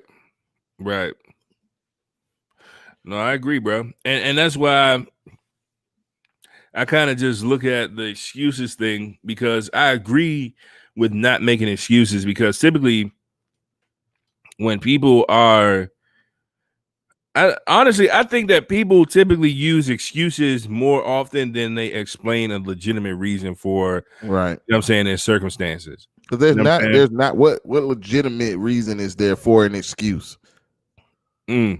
Well, no. So what I'm saying is, like, for the people that have an actual, so for example, if I'm late to work, right? You know what I'm saying? I might have I might have some type of illness, or you know what I'm saying, my kids might have gotten taken away from me by CPS this morning. You know what I'm saying? So I've been trying to figure out what I need to do to get my kids back, right? And I showed up to work. That's like a legitimate reason for not, you know what I'm saying, being there on time. But I'll probably just say my bad, versus somebody was just bullshitting, you know what I'm saying, who woke up late or wasn't, you know what I'm saying, wasn't feeling well, et cetera, et cetera. They'll, my bad, man. Hey, I got stuck in traffic. You know what I'm saying? CPS took their kids too. Yeah. You know what I'm saying? Like usually those people that have like actual reasons, like legitimate reasons, are a lot slower to explain those reasons versus the people that are just giving bullshit. Those are the ones that's like quick to give those excuses.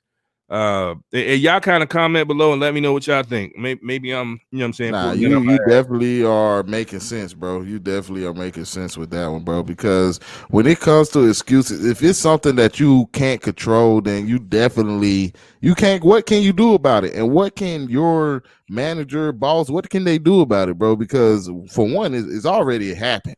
You know what I'm saying? And if it was an uncontrollable circumstance, you know, and you have a track record of, you know, being on time and doing the things that you need to do when you get there, and it's a, you know, uncontrollable circumstance, that's understandable. But for the guys that, you know, wake up late and make the excuses, you know what I'm saying? Like that's a track record. That's not the first excuse that they made. Matter of fact, they made so many excuses that now they had to take the excuse making up a notch by saying something like CPS took my kids this morning. If you playing that card and it's some bullshit. You boy, you need to go back to the drawing board because you tripping. Yeah. Honestly, bro, I've gotten to the point now where I made some bullshit excuses in my day though. Yeah, no, I definitely have. But I've realized that I've gotten to the point now, like when it comes to my workplace and stuff, because we all have them days like we're running late. I'm saying shit happen. Or you know what I'm saying, you might not meet a deadline or you know, XYZ.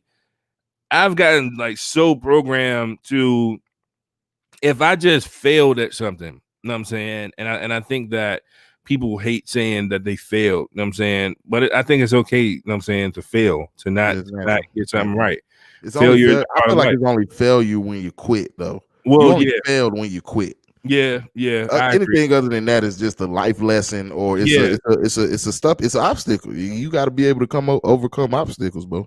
Word. So yeah, I've gotten to the point now where if it's something that I should be accountable for, you know what I'm saying? Like I woke up late, overslept my alarm, had to stop and get gas because I forgot to get gas on my way home last night. You know what I'm saying? Anything along those lines, and I show up late to work or show up late somewhere, I usually don't even give a reason why I'm late, bro. I'd say I apologize for being late. Yeah, that's my bad. Won't happen again. And don't give a fuck. Yeah, and then if it's at the point to where, you know what I'm saying, you got to worry about it, you have to be willing to take the consequences for your fuck up. Right.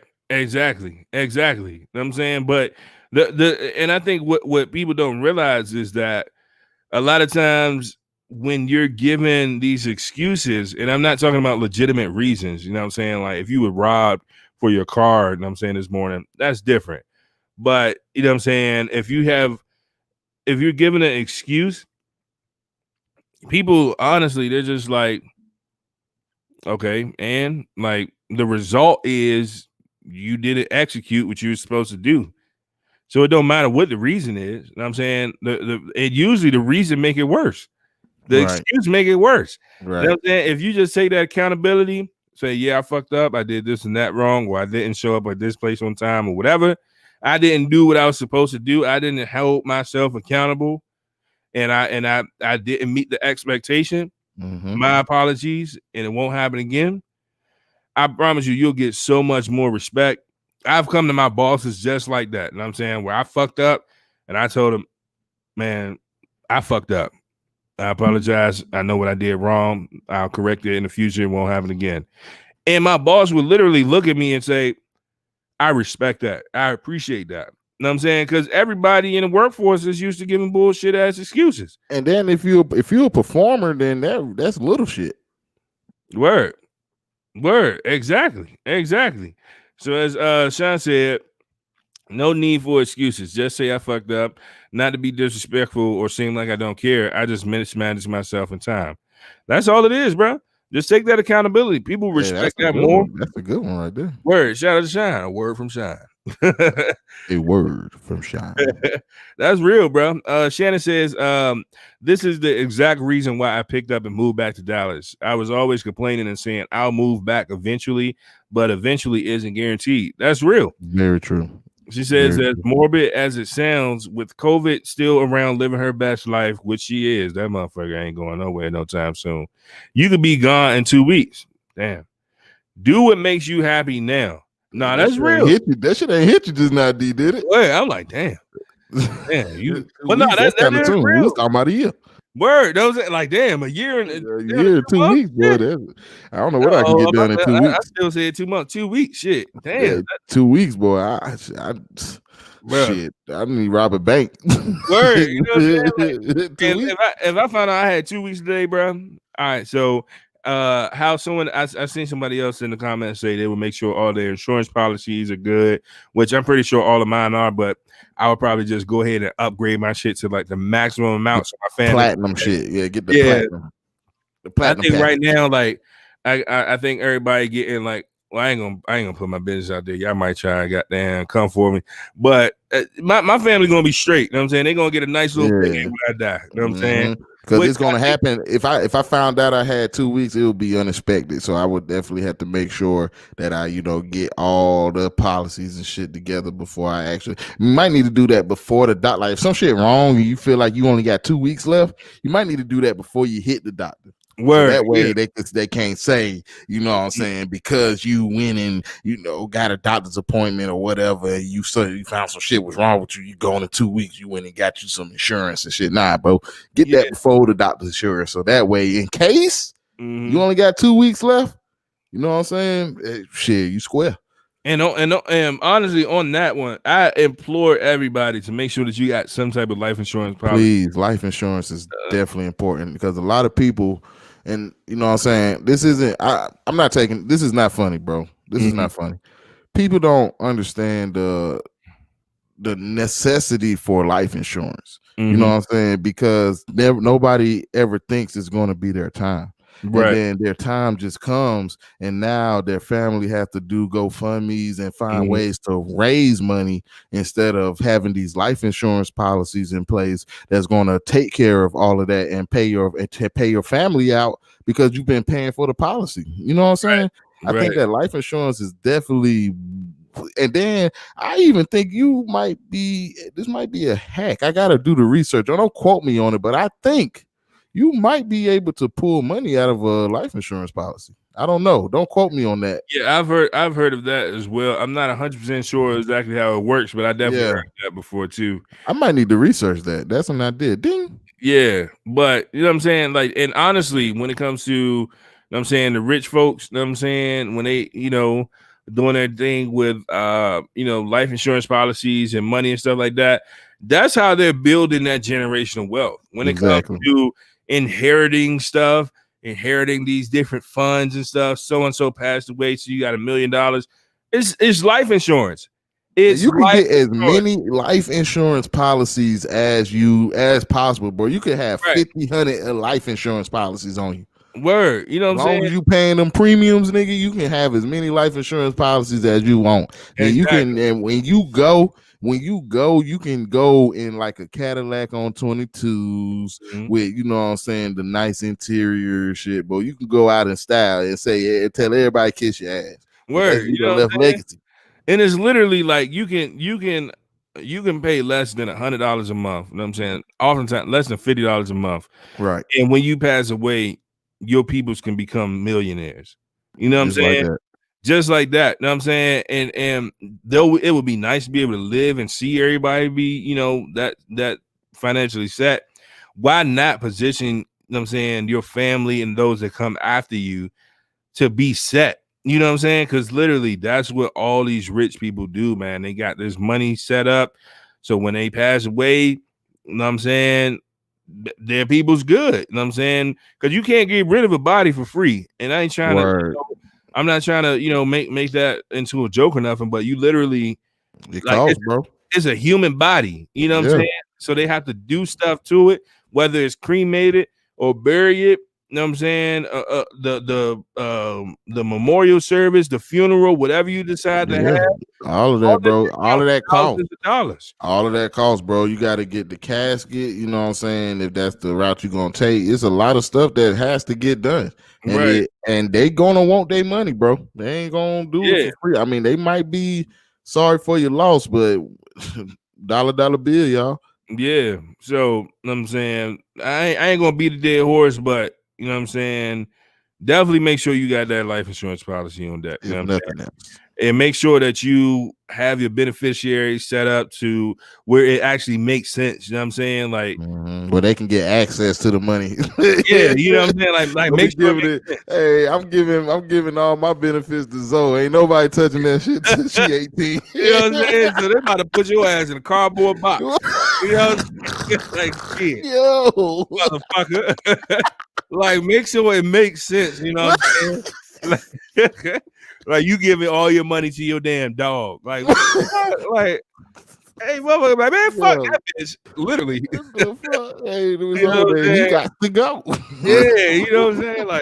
Like make sure it makes sense, man, and make sure that you talk through these policies with your beneficiaries. Make sure they know what to do in the event that that you're gone. You know what I'm saying, and also, you know, for everybody else in your family, don't be the only person with that policy. You know what I'm saying? Make sure everybody has a policy. Yeah, And make everybody sure needs one. yeah, make sure. I ain't saying everybody got to be a beneficiary, but just make sure everybody's covered. Make sure the beneficiaries know that they're a beneficiary on your policy. Don't get a secret policy because they have to actually know about the policy in order to be able to claim the funds after you pass away. And I know, like, within the Black community, we hate talking about stuff like this. We hate talking about preparing for death and stuff. But we need to though, bro, because insurance is exactly that, bro. You don't need it until you need it. Right. And you rather have it and not need it than need it and not have it. You're gonna be hurt. Right. But I will say, I fucking hate insurance, bro. I really do, because I feel like that's one of the biggest scams ever, bro. But I done paid thousands and thousands of dollars in car insurance. I ain't never. Well, I had to do one. Well, no, I actually had to get my shit towed a couple times. But I never got in like a real live. Let me knock on wood and pray to God, Lord, please don't let it happen. But I never got in a real live car accident. I had one of my pro fights back into my car, and then outside of that, I just had to get my shit towed when the tire was flat or the battery died. So I've been paying all this damn money and I ain't even using the shit. So I fucking hate insurance, but definitely you need to have insurance. I'm saying life insurance, auto insurance, homeowners insurance, renters insurance. Make sure y'all got renters insurance. Yep, every insurance you better have it. And this shit don't even be that expensive. That's what be killing me. Except like for that car insurance. That car insurance is a killer, boy. Oh yeah, no, shit. They all talking about the low prices and 15% and all that shit, nigga. All y'all's expensive. Hey, that's why I ain't loyal to no car insurance company. Right, for some shit that might happen. Hey, I be shopping around every time it's time for my shit to renew. I'm like, all right, let me see who can. Hey man, these boys over here giving me that KUB. Word, you know what I'm saying, bro? I done been with every car insurance company out there. I done been with Progressive, Nationwide, Esurance, the General. Now I'm with Geico right now. But, yeah, Shaq ain't hook you up. You bought his shoes. You went to the insurance company, nigga. He the bruh. He the bruh. Goddamn, Shaq ain't hook you up. Bro, he ain't show me no love on that. No love. Goddamn. Yeah, bro. I just bounce around. Whoever could give me the best deal at the time, bro. And I encourage all of y'all to do the same thing with your car insurance. Right. But yeah, I've only had Geico, bro, forever. Geico long, and they're not treating me bad right now because I'm a driver, bro. I'm a professional driver, so I don't really do a lot of accidents, and I be I'm a defensive driver, so I be driving for other people. Word. Hey, bro. All I'm saying is get you a quote, bro. That's all I'm saying. Hey, bro, if you pay me a fee, I can get you on my insurance, bro. Pay you a fee? Yeah, pay me a fee to get on mine because my shit good. So you'll be paying a low premium, but you're gonna have to pay me. He said, all right, so your shit gonna cost $20, but you gonna pay me $50, but that's still gonna be lower than what and that's still cheaper than what you already paying. Come on, talk to me now. It sounds better and better when you talk about it, huh? Word. Well, that's what's up, bro. We talk about that off the show, bro. Oh yeah. We don't want everybody to know. Word. But I'm hustling good insurance. Word. You know what I'm saying? But even one thing that a lot of people forget about, if you don't own your home, you know what I'm saying, make sure you got renters insurance. You know what I'm saying, please. Goddamn, if you don't, like, you are literally tripping. I paid less than $20 a month for renters insurance, and I'm covered for like thousands and thousands of dollars in case anything happens. The house catch on fire. You know what I'm saying? Because it's not your shit. So you're not maintaining the appliances and stuff. Like, I just call my landlord when some shit go wrong. You know what I'm saying? So if they ever fuck something up, I'm good. You know what I'm saying? Like, I got insurance. I could go stay in a hotel. Right. All my shit is covered. You know what I'm saying? Like, make sure you itemize your stuff. Make sure they know what you got. I had 2 Xbox 5s. Word. You know what I'm saying? Like, god damn, bro. bro. I had fucking 15 Rolexes. You know what I'm saying? Did they find the safe? Did they find the safe? They found it. Did they find the safe? Bro, With I got my robbed 5 billion. too. Niggas so excited. Well, when insurance time, when it's time to clock in on that insurance, when it's that time, niggas just go in. They be like, all this money I done paid, y'all gonna give me this shit, nigga. Y'all gonna give me this. When it's levels to it though. Like I don't like they definitely got hit with people scamming, so they make you have like receipts and shit and pictures. Yeah, you gotta keep tab and shit. Yeah, but go buy shit and take it back. But yeah, man, that's real. You know what I'm saying? So it's definitely been love. You know what I'm saying? We appreciate y'all tuning in today. You know what I'm saying? Definitely big ups to Chadwick Boseman. And man, shout out to you, man. Rest in peace, homie. Yeah, definitely. As we continue to remember him, make sure y'all go and watch all of his movies. I actually just watched the Five Bloods the other night. Yeah, I just saw that too. Yeah, the Five Bloods. That was a good one. It, bro. Yeah, it was pretty good. I thought it was very good. It was an interesting story. Like threw you off at certain places though. Yeah, and I didn't know whether it was like a comedy or what it was supposed to be, because it was some very serious, intense moments in it, but it definitely had a lot of humor, comic relief in it as well. I thought it was dope. The story, if y'all don't know the background, is just the story of some Vietnam vets who go back to Vietnam after all these years, and they're in search. Let's say they're in search of treasure. Right. And Chadwick Boseman is in it. He's actually, the story is, surrounded about his character. So the reason why they actually go back, is definitely about his character. Yeah. So, definitely, if you haven't checked it out, it is on Netflix. I'm not giving you no password, you cheap bastard. You know what? If you give me a little, extra, a month on the bill, we can talk about some password giving. I can give passwords for a fee. Word. That's the takers on the insurance. Hey, I'm giving out passwords for a fee, bro. My man said, "Hey, he got what you need. What you need? I got what you need. Hustle man got more hustles than hustle man. Got what you need." Well, yeah, y'all go check that joint out. Definitely a good watch. And it is interesting. You know what I'm saying, hey, actually, I kind of want to get some people on here for the after show as well. So, let me share this link here. If y'all want to come on, chat it up with us after the show, feel free to hop on this link here. We'll be here. You know what I'm saying? It won't be live. So you don't got to worry about it being recorded or anything like that. You know what I'm saying? We just want to, kind of chat it up with y'all, see what's going on. And talk about Chadwick. We can talk about, what I'm saying? Whatever. You know what I'm saying? It is what it is. Both. Yeah, I'm good with that. I don't think I want to talk about that. But you know what I'm saying? As always, we appreciate y'all. Make sure that y'all out here living in your purpose. You know what I'm saying? Make sure that you loving on each other. Tomorrow is not promised, as Shannon promise nobody, boy. You know what I'm saying? So just keep doing your thing. And make sure y'all subscribe to us, man, because we got some exclusive shit. We got some very exclusive shit. I'm gonna say it's small, no, bro. No. All right. Don't say nothing. Don't say nothing. Yeah, shut up, nigga. I always want to say some shit. Shut up. Yeah, I should have known earlier. I started choking and shit. Start talking and shit. Yeah, you ain't learn your lesson. You ain't learn. Hey, God go and reach down like, boy, didn't I tell you?